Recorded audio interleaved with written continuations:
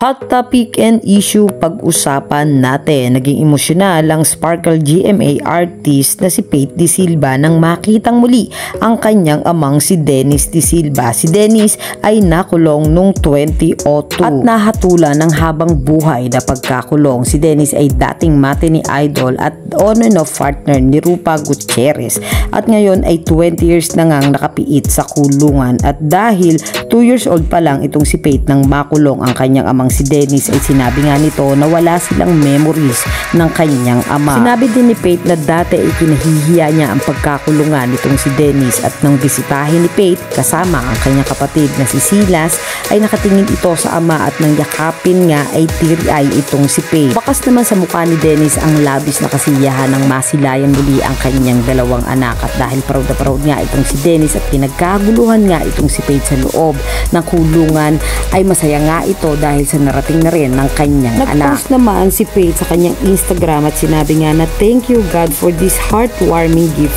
this Christmas. Grateful for Kuya Kim Atienza and General Gregorio Katapang for making this happen. Malabas nga na tinulungan ni Kuya Kim Atienza itong si Faith upang makausap si General Gregorio Katapang at mabisita nga ang kanyang amang si Dennis De Silva. Yan ang mga hot topic and issue dito lamang sa Tambalang JK.